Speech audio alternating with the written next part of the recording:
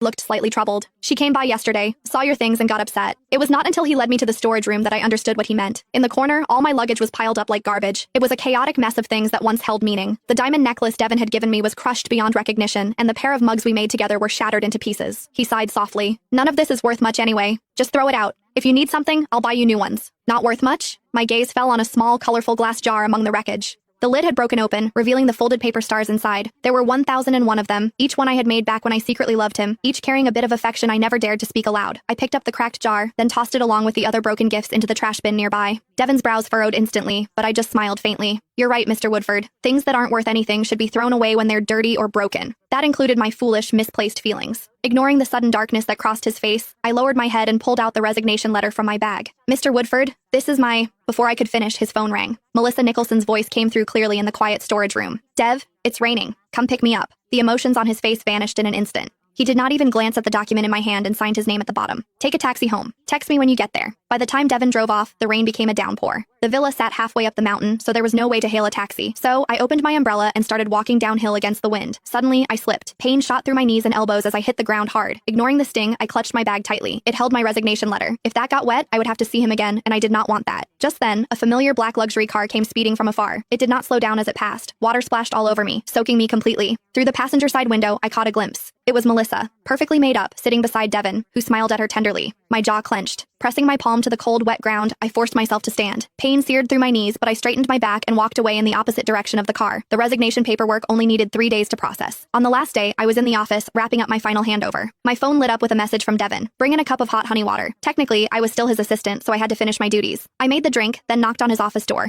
As soon as I entered, I froze. Melissa was lying on the couch, her head resting on Devin's lap. He was gently massaging her lower abdomen. In these 4 years with him, when I felt the cramps during my period, I would curl up at my desk, barely able to straighten my back. All he ever did was toss me a box of painkillers. Don't let it affect your work. That was all he said. And coldly at that. My old self, the pathetic self, foolishly fell for that subterranean act. Keeping my expression neutral, I walked past them and set the cup on his desk. Mr. Woodford, your hot honey water is here. I turned to leave, but Melissa suddenly stood up. Wait. Her eyes studied me. You're Marvin Huckabee's sister? Before I could answer, her hand had swung across my face. My ear buzzed, my cheek instantly burning and swelling. Devin shot to his feet, startled. Mel, what are you doing? Her eyes reddened, tears welling as she pointed at me and turned to him. She's from the Huckabee family in Journell. She could have lived like a princess, but instead she came to you as an assistant. And you're telling me she doesn't like you? The air froze. Devin's gaze flickered across my face, then he turned, gently pulling Melissa into his arms, wiping away her tears. His voice was soft, tinged with helplessness and unmistakable affection. Even if she does like me, it's all one